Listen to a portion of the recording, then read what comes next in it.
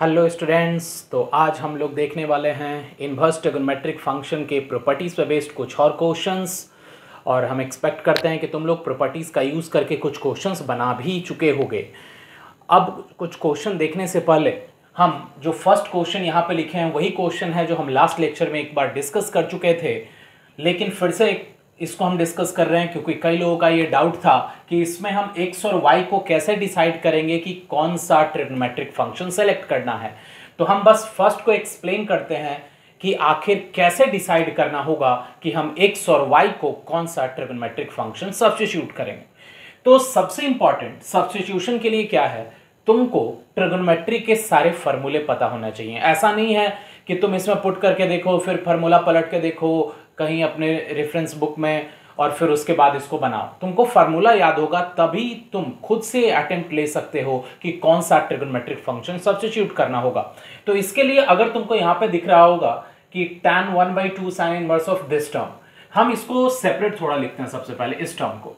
तो ये टर्म क्या है, sine inverse of 2x, sine inverse of 2x divided by 1 plus x square. और एक टर्म और लिखते हैं ये cos inverse of 1 minus y square divided by 1 plus y square. हम इसको कंप्लीट नहीं सॉल्व कर रहे हैं, बस ये बता रहे हैं कि हम ये कैसे डिसाइड करेंगे कि x और y को कौन सा ट्रिग्नोमेट्रिक फंक्शन सब्स्टिट्यूट करना है। तो इसके लिए तुम क्या करो, x को कुछ ऐसे ट्रिग्नोमेट्रिक फंक्शन के बारे में सोचना होगा ताकि ये जो टर्म मिले वो किसी ना किसी का फॉर्मूले के फॉर्मेट में रहे। तो अगर ये x तुमको साइन थीटा दिखेगा तो it means 2 sine theta by 1 plus sine square theta, किसी का फॉर्मूला नहीं होता डायरेक्टली एग्जैक्ट। अब ये भी थोड़ा ध्यान रखना है कि हम ऐसा ट्रिग्नोमेट्रिक फंक्शन पुट करें कि ये जो sign inverse of sign of something के फॉर्मेट में आए। तो अगर ये तुमको अगर थोड़ा सा देखो, साइन पुट करेंगे कॉस पुट करेंगे वो किसी के फॉर्मूले में नहीं आएगा, लेकिन अगर हम एक्स को यहां tan थीटा पुट करेंगे इट मींस 2 tan थीटा, केवल इस टर्म की बात कर रहे हैं, 2 tan theta divided by 1 plus tan square theta. तो इस केस में हमको क्या दिख रहा है कि ये जो है ये साइन 2 थीटा के इक्वल है। तो डेफिनेटली हम इस टर्म को साइन 2 थीटा से जब रिप्लेस करेंगे तो आ जाएगा 2 थीटा के इक्वल। इट मींस जब x को हम tan थीटा पुट किए तो 2 थीटा आया, it means that will be 2 tan inverse of x। ये लिख सकते हैं। इट मींस थीटा हम ये समझ सकते हो x is equal to tan theta लिखे हैं तो theta is equal to tan inverse of x। Same अगर हम यहां y को कौन सा ट्रिग्नोमेट्रिक फंक्शन सब्स्टिट्यूट करें कि उसके बाद जो टर्म मिले cos inverse of cos of something के टर्म में मिले, तो अगर तुम इस y को ये देख रहे होगे tan थीटा पुट करोगे तो 1 माइनस tan स्क्वायर थीटा, केवल ब्रैकेट के अंदर का टर्म लिख रहे हैं, 1 minus tan square theta divided by 1 plus tan square theta. और ये सबको पता हो ये फार्मूला होता है cos 2 थीटा का। It means cos inverse of cos 2 theta is equal to 2 theta. Sorry यहां हम थीटा ऑलरेडी यूज कर चुके हैं तो फाई यूज कर सकते हो, जस्ट हम सेम रख रहे हैं यहां पे अगर, तो 2 tan इनवर्स ऑफ y। इसका मतलब अगर हम x को tan थीटा पुट करते हैं, y को tan फाई पुट करते हैं, तो क्या देखते हैं एग्जैक्टली कि ये दोनों सिंप्लीफाई होके 2 tan इनवर्स x और ये सिंप्लीफाई होके 2 tan इनवर्स y आ जाता है। और उसके बाद हम ऑलरेडी सॉल्यूशन में बता चुके हैं, वो तुम देख सकते हो।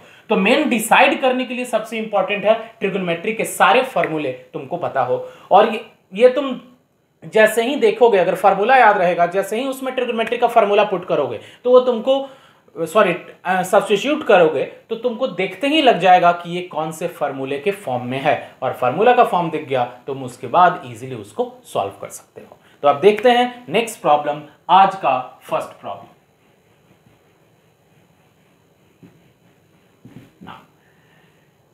इस तरह का एक प्रॉब्लम हम लास्ट क्लास में डिस्कस किए थे, लास्ट लेक्चर में, लास्ट वीडियो में तुम लोग देख सकते हो कि कैसा था। इस एक्स स्क्वायर के बदले अगर तुमको थोड़ा भी बहुत याद हो तो यहां पे तुमको cos थीटा का टर्म दिखा होगा। अगर नहीं दिखा तो तुम प्रीवियस वीडियो देख सकते हो, उसमें तुमको दिखेगा एक्स स्क्वायर के बदले हम एक cos थीटा का क्वेश्चन बनाए थे, लेकिन यहां पे एक्स स्क्वायर है। तो सबसे पहले बता दें, हम इसके पहले वाले सेक्शन में भी पढ़े हैं, अगर tan इनवर्स के साथ यहां कोई अलजेब्रिक फंक्शन हो तो इसके लिए हम क्या करते हैं, इस अलजेब्रिक में हम सब्स्टिट्यूशन यूज करते हैं। और ऐसा सब्स्टिट्यूशन यूज करते हैं ताकि ये अलजेब्रिक कन्वर्ट होकर के tan ऑफ समथिंग इस टर्म में आ जाए, ताकि tan inverse of tan of anything ये सिंपल टर्म के आइडेंटिकल हो जाए। तो ऐसा करने के लिए मेन यहां पे सब्स्टिट्यूशन करना होगा कि x को आखिर क्या पुट करें या फिर x स्क्वायर को क्या पुट करें कि हम इसको सिंप्लीफाई कर सके, tan of something algebraic expression of x में ला सकें। तो ऐसा करने के लिए अगर फिर से डिसाइड करना है जस्ट इसकी तरह कि क्या पुट करें x को x स्क्वायर को, तो ऐसा करने के लिए यह भी ध्यान रखना है कि अगर रूट के अंदर टर्म प्रेजेंट है तो हम कुछ ऐसा ट्रिगोनोमेट्रिक रेशियो सब्स्टिट्यूट करने का सोचेंगे ताकि ये रूट से फ्री हो जाए। तो रूट से फ्री हो जाए, अगर एक्स स्क्वायर को साइन थीटा पुट करते हो तो सिंपल 1 प्लस साइन थीटा, कोई फार्मूला नहीं होता कि हम उसको रूट से फ्री कर सकें। अगर हम एक्स स्क्वायर को कॉस थीटा पुट करें तो एक्स स्क्वायर को कॉस थीटा पुट करते हैं तो डेफिनेट है 1 plus cos theta is 2 cos square theta, और उसके बाद हम कॉस स्क्वायर थीटा का रूट अंडर कर सकते हैं और 2 का रूट 2 हो जाएगा। तो इसके लिए हम यहां पे पुट क्या कर रहे हैं, put x square is equal to cos theta. It means ये जो डिसाइड करना है कि क्या सब्स्टिट्यूट करें वो सिंपल डिपेंड करता है कि सब्स्टिट्यूट करने के बाद ये टर्म सिंप्लीफाई फॉर्म में आ सके, हम ट्रिगोनोमेट्री का आइडेंटिटी यूज करके उसको सिंप्लीफाई कर सकें। तो इसके लिए अगर हम पुट कर दिए एक्स स्क्वायर को कॉस थीटा तो क्या आ जाएगा, एलएचएस का टर्म हम लिख रहे हैं, LHS tan inverse root under 1 plus cos theta plus root under 1 minus cos theta divided by root under 1 plus cos theta minus root under 1 minus cos theta. अब इसको अगर सिंप्लीफाई करो, एक उसी तरह का तुमको दिख रहा होगा, तो इसको हम डायरेक्ट लिख रहे हैं रूट 2 कॉस स्क्वायर थीटा हो जाएगा। It means root 2 cos theta, root 2 cos square theta by 2 root के अंडर में रहेगा तो कॉस थीटा बाई 2, और ये साइन थीटा बाई 2। ये सेम टर्म हम यूज कर चुके हैं पहले भी, प्रीवियस वीडियो में जाकर के तुम देख सकते हो। हम एक ही क्वेश्चन बार बार नहीं बता रहे हैं, तुम्हारे पास ऑप्शन है, तुम रिवर्स में जाकर के उसको देख सकते हो। तो इसके लिए अब इसको सिंप्लीफाई करना है तो tan इनवर्स ऑफ, अब इसको tan ऑफ समथिंग के टर्म में लाने के लिए cos थीटा बाई 2 से डिवाइड करें, तो cos थीटा बाई 2 से डिवाइड करेंगे, ये क्या आ जाएगा 1, ये आएगा tan थीटा बाई 2, ये आएगा 1, ये आएगा tan थीटा बाई 2। तो हम डायरेक्ट लिख रहे हैं that is tan of pi by 4 plus theta by 2। तो ये आ जाने के बाद directly pi by 4 plus theta by 2, it means that will B pi by 4 plus 1 by 2। अब अगर हम बात करें एक्स स्क्वायर को कॉस थीटा पुट किए हैं, तो एक्स स्क्वायर को कॉस थीटा पुट करने के बाद हम थीटा को क्या लिख सकते हैं, तो cos inverse of x square लिख सकते हैं।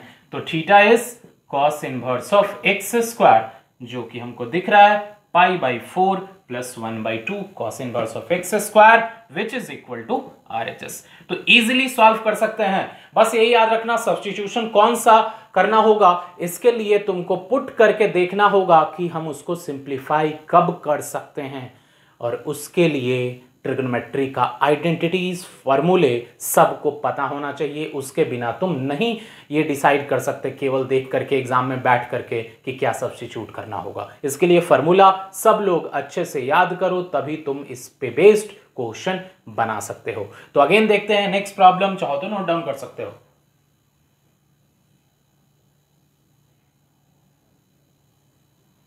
तो देखते हैं नेक्स्ट प्रॉब्लम।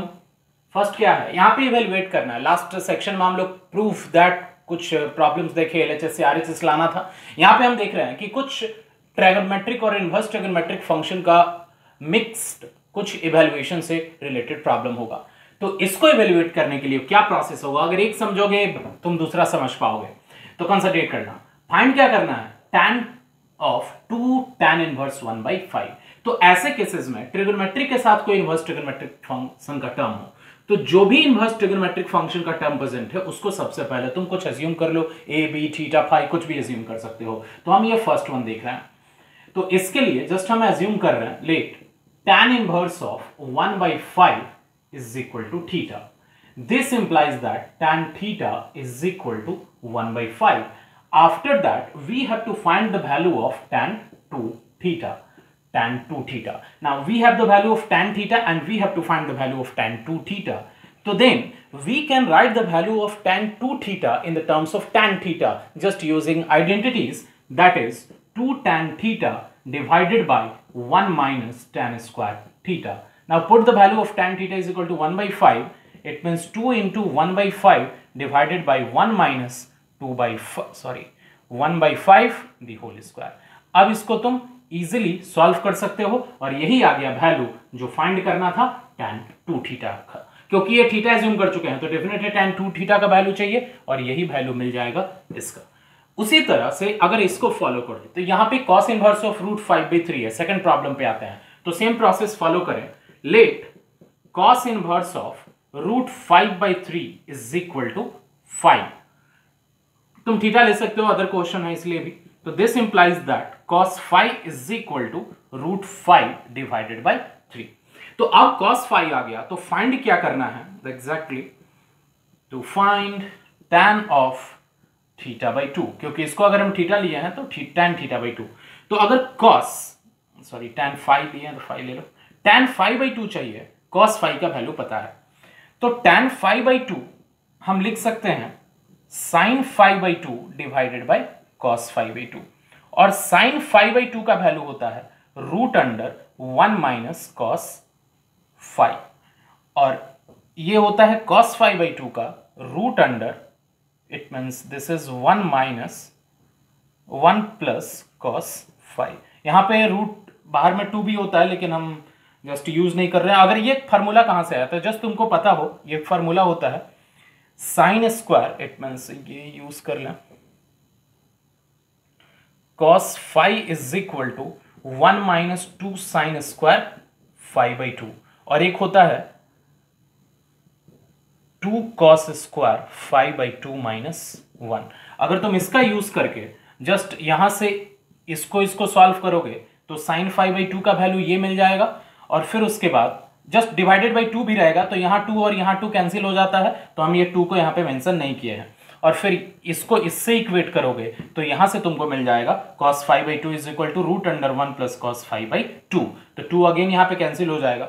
तो इस केस में ये समझ सकते हो कि cos 5 का वैल्यू मेरे पास है तो हम ये cos 5 का वैल्यू यहाँ पुट कर देंगे और इसको हम इजीली कैलकुलेट कर सकते हैं। तो इस तरह से अगर इवैल्यूएशन से रिलेटेड कोई भी प्रॉब्लम हो ट्रिगोनोमेट्रिक के साथ इनवर्स ट्रिगोनोमेट्रिक फंक्शन, तो जो भी inverse trigonometric function term present है उसको तुम theta phi A B assume करके इजीली फाइंड कर सकते हो। देखते हैं अब कुछ डिफरेंट टाइप ऑफ प्रॉब्लम जिसमें सॉल्यूशन फाइंड करना होगा। मतलब इनवर्स ट्रिगोनोमेट्रिक फंक्शन में सॉल्यूशन फाइंड करना, इट मींस x का वैल्यू फाइंड करना होगा या फिर y रहे, जो भी अननोन रहे उसका वैल्यू फाइंड करना होगा। जैसे तुम ट्रिगोनोमेट्रिक फंक्शन में, इट मींस ट्रिगोनोमेट्री 11th में इक्वेशन सॉल्व करना सीखे होगे, यहाँ पे भी उसी तरह समझ लो, लेकिन जो एक्सप्रेशंस रहेंगे, इक्वेशंस रहेंगे वो इनवर्स ट्रिगोनोमेट्रिक फंक्शन के टर्म में रखेंगे।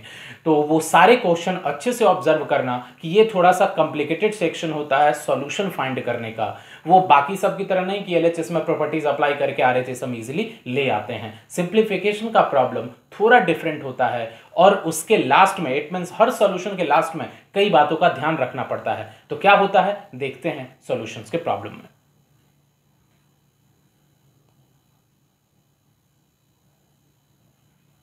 तो देखते हैं हम लोग फर्स्ट प्रॉब्लम जिसमें सॉल्व करना है x के लिए और ये कुछ इक्वेशन दिया गया है ट्रिगोनोमेट्री और इनवर्स ट्रिगोनोमेट्रिक फंक्शन को मिक्स करके। तो सॉल्व करने के लिए सिंपल करना क्या है, फॉलो करना। फर्स्ट प्रॉब्लम है, ध्यान देना, कुछ प्रॉब्लम सॉल्व करने के बाद ये स्टेप्स यूज करने पता चलेगा। तो ये साइन को अगर हम इस साइड ले जाएं, it means that can be written as sine inverse of 1 and this sine inverse of 1 is equal to π/2। सबको पता हो साइन π/2 का वैल्यू 1 होता है, इट मींस डेफिनेट है sine inverse of 1 is equal to π/2। Then अब उसके बाद हम लिख सकते हैं sine inverse of 1/5 is equal to इस cos इनवर्स x को इस राइट साइड ले जाएं तो that will be π/2 minus cos inverse of x and π/2 minus cos inverse x that is equal to sine inverse x। Property सबको पता होगा, because sign inverse of x plus cos inverse of x is equal to π/2।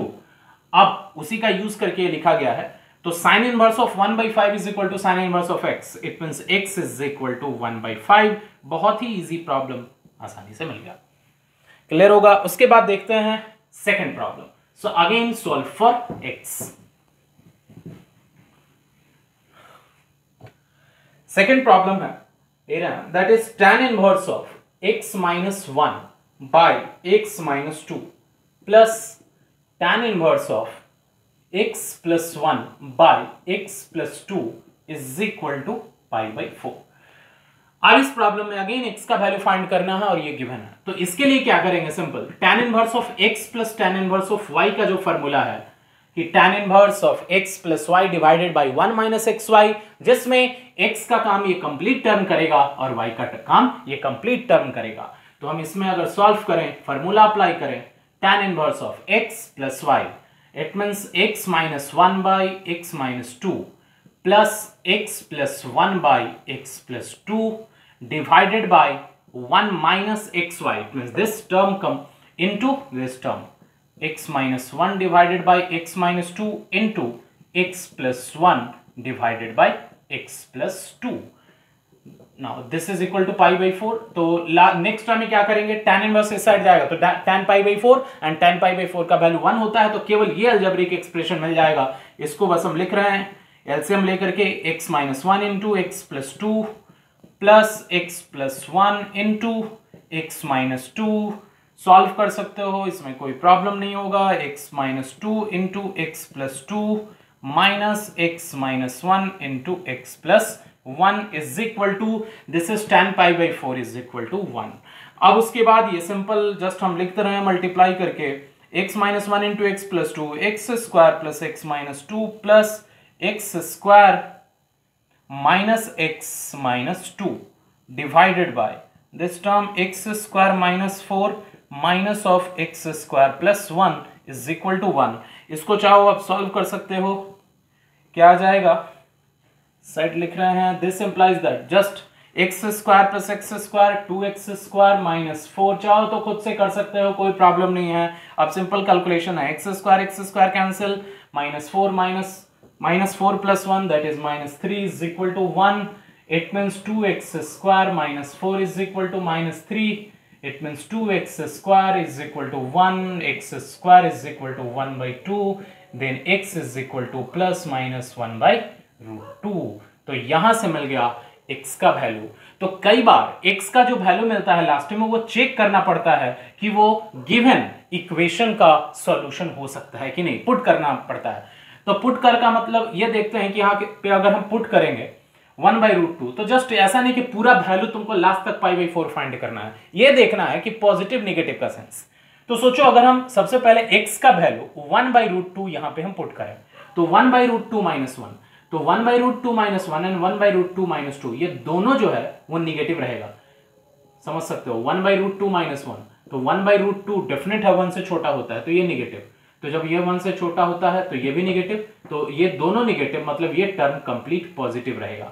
और tan inverse of अगर ये positive term है तो ये complete term positive, फिर उसके बाद अगेन ये तो प्लस है बीच में, तो ये पूरा पॉजिटिव रहेगा, मतलब LHS पूरा पॉजिटिव रहेगा और RHS भी पॉजिटिव है, मतलब x is equal to 1/√2 completely सही पॉसिबल सॉल्यूशन हो सकता है। अगर x इज इक्वल टू -1/√2 रखें, तो -1/√2 रखेंगे तो ऊपर वाला कंप्लीट नेगेटिव, अगेन -1/√2 रखेंगे ये नेगेटिव, मतलब ये पूरा पॉजिटिव, तो अगेन ये पूरा पॉजिटिव। उसी तरह -1/√2 रखेंगे, तो -1/√2 रखने के बाद ये टर्म डेफिनेट है, इसका मैग्नीट्यूड 1 से छोटा है, तो -1/√2 प्लस 1 एक पॉजिटिव टर्म होगा और ये भी पॉजिटिव होगा, तो अगेन LHS पॉजिटिव रहेगा। इसका मतलब कि x is equal two plus minus 1/√2 दोनों इसका पॉसिबल सॉल्यूशन हो सकता है। इट मींस दोनों पॉसिबल x का वैल्यू हो सकता है जो इस गिवन इक्वेशन को सेटिस्फाई करेगा। देखते हैं नेक्स्ट प्रॉब्लम, चाहो तो नोट डाउन कर सकते हो वीडियो को पॉज करके, इसमें कोई प्रॉब्लम नहीं होगा।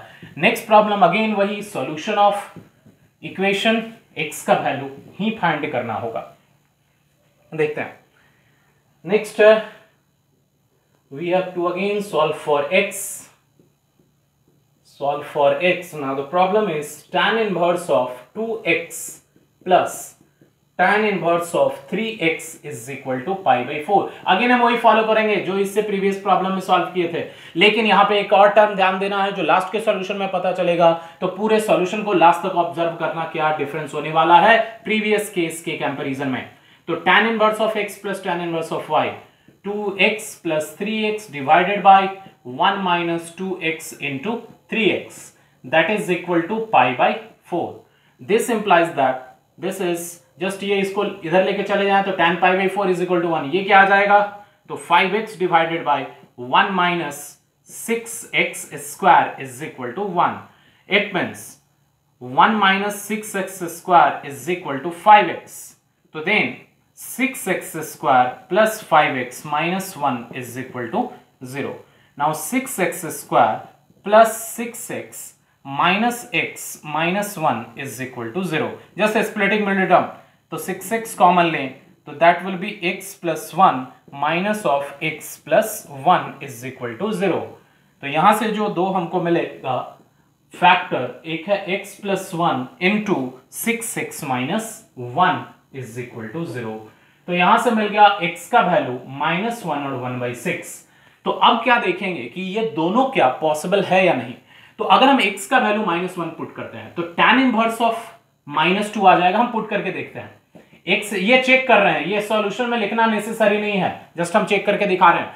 x इज इक्वल टू -1 अगर यहां पुट करें तो ये क्या आ जाएगा, tan इनवर्स ऑफ -2. फिर अगर यहां -1 पुट करें तो ये क्या आएगा, प्लस tan इनवर्स ऑफ -3. तो इस तरह से ये tan इनवर्स ऑफ -2. तो सोचो जो tan का ग्राफ होता है वो tan का ग्राफ कुछ ऐसा होता है, tan इनवर्स का ग्राफ.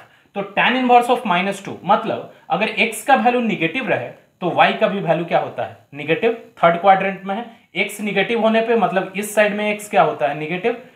अब x निगेटिव होता है इस साइड में तो डिफरेंट है, x निगेटिव होने पे ग्राफ का पोर्शन कहां है, y एक्सिस के नीचे, तो y भी निगेटिव है मतलब ये कंप्लीट टर्म निगेटिव होगा. फिर उसी तरह tan इनवर्स ऑफ -3 अगेन ये निगेटिव है तो निगेटिव होने के बाद फोर्थ क्वाड्रेंट में है, इसका मतलब अगेन ये भी एक निगेटिव टर्म है. तो इस तरह से क्या देखते हैं, x is equal to -1 makes the LHS term negative. जब तुम एनसीईआरटी को अच्छे से पढ़ रहे होगे ये एग्जांपल में तुमको मिलेगा, वहां पे बस एक स्टेटमेंट लिखा गया है, अगर सॉल्यूशन अच्छे से ऑब्जर्व करोगे कि this x is equal to -1 makes LHS negative. लेकिन कैसे निगेटिव बनाता है वो तुम ग्राफ से इजीली समझ सकते हो. तो इसका मतलब x is equal to -1 LHS को निगेटिव बना देगा और RHS π/4 एक पॉजिटिव टर्म है. इस कारण से x इज इक्वल टू -1 इसके सॉल्यूशन का पार्ट नहीं हो सकता. 1/6 is the only possible answer because for x is equal to 1/6 LHS RHS both are positive. तो इस केस में हम x इज इक्वल टू -1 को छोड़ करके केवल 1/6 को इस इक्वेशन का सॉल्यूशन कंसीडर करेंगे. रीजन बस तुमको अपने आंसर में लिखना होगा कि x is equal to -1 makes LHS negative, so it is not possible solution of the given equation. देखते हैं नेक्स्ट प्रॉब्लम, चाहो तो नोट डाउन कर सकते हो. तो देखते हैं next problem. Again we have to solve for x this inverse trigonometric equation. 2 tan inverse cos x is equal to tan inverse 2 cosec x. तो यहाँ पे हम क्या प्रॉपर्टीज अप्लाई कर रहे हैं वो देखो. एग्जैक्टली मेरे पास फार्मूला होता है 2 tan inverse of x is equal to tan inverse of 2x divided by 1 minus x square. तो यहाँ पे हम क्या देख रहे हैं, फार्मूले में जो x है उस x के बदले यहाँ पे cos x है. तो इसके लिए हम क्या कर सकते हैं, इस इक्वेशन को हम क्या लिख सकते हैं, 2 tan inverse cos x can be written as tan inverse of 2 cos x divided by 1 minus cos square x. Just जो यहाँ पे x है वो cos x का काम कर रहा है, that is equal to tan inverse of 2 cosec x. अब यहाँ से तुम इजीली सॉल्व कर सकते हो, दोनों साइड tan inverse है, it means simple 2 cos x. tan inverse cancel नहीं करते, ये याद रखना, प्रॉपर्टीज का यूज होता है. This term can be written as tan of tan inverse of this one, and if tan of tan inverse of this one that is completely equal to 2 cosec x. तो ये step है 2 cos x is equal to divided by 1 minus cos square x can be written as sin square x. Simple है, कोई problem नहीं होना चाहिए. 2 cosec x, अब यहां से 2 and 2 कैंसिल, अब cos x divided by sin square x is equal to यहां से 1 बाय sin x. तो ये स्क्वायर का टर्म है, ये लिख सकते हैं. अब क्या आ जाएगा, sin x is equal to cos x. अब अगर sin x is equal to cos x है तो डिफरेंट है, x इज इक्वल टू π/4 तुम इजीली फाइंड कर सकते हो. तो इस तरह से x का वैल्यू π/4 मिल गया जो इस इक्वेशन को सेटिस्फाई करेगा. देखते हैं नेक्स्ट प्रॉब्लम. तो देखते हैं अगेन एक इंपॉर्टेंट प्रॉब्लम जो एनसीईआरटी का ही मिलेगा, मिसलेनियस का प्रॉब्लम है सॉल्यूशन से रिलेटेड. तो ऑब्जर्व करना लास्ट तक कि इसमें क्या प्रोसेस फॉलो करने वाला है, थोड़ा डिफरेंट स्टेप होने वाला है। और ये भी बता दें कि इस तरह के क्वेश्चन को सॉल्व करने का कोई एक स्टेप नहीं है कि यही फॉलो करना है तभी क्वेश्चन बनेगा, क्योंकि ट्रिग्नोमेट्रिक आइडेंटिटीज के प्रॉब्लम, इनवर्स ट्रिग्नोमेट्रिक आइडेंटिटीज का यूज करना एक तरीके से नहीं हो सकता है, बहुत तरीके से हो सकता है। तो जो इसका प्रोसेस है उनमें से एक प्रोसेस हम एक्सप्लेन करने जा रहे हैं इसको सॉल्व करने का। तो इसके लिए जस्ट हम क्या करें, इस टर्म को अभी RHS में शिफ्ट कर रहे हैं फर्स्ट स्टेप में।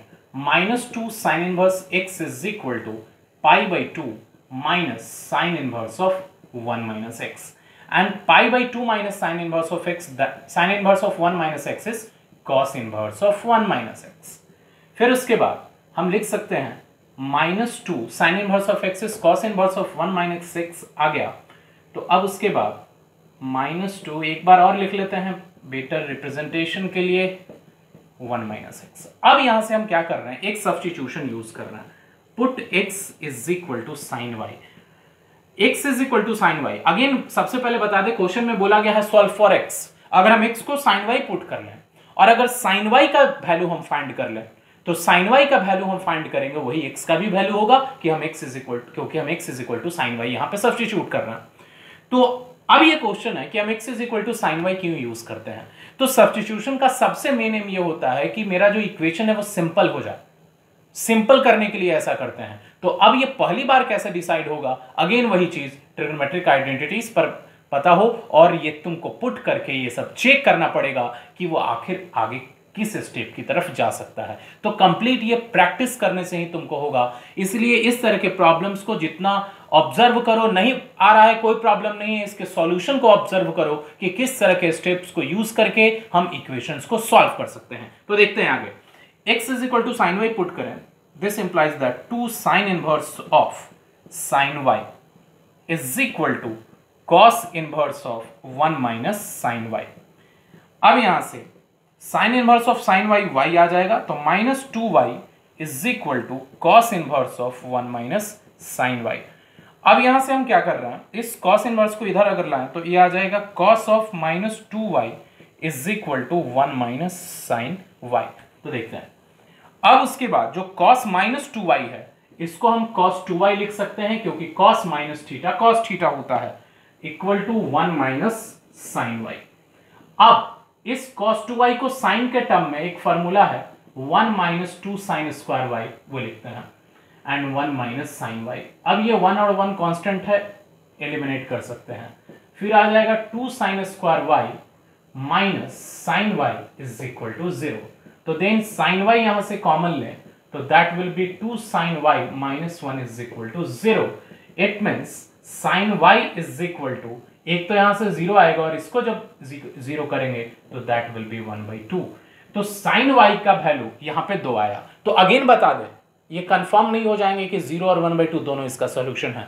तो अब अगर हम सबसे पहले यहां 0 पुट करते हैं तो साइन एक्स का वैल्यू, क्योंकि साइन वाई एग्जैक्टली एक्स के इक्वल है, तो अगर एक्स का वैल्यू 0 पुट करें तो साइन इनवर्स 1, फिर यहां पे इट मींस एलएचएस क्या आएगा, sine inverse of 1 minus 2, x का वैल्यू 0 पुट करें तो वो क्या आएगा 0, 2 into sine inverse of 0 is 0।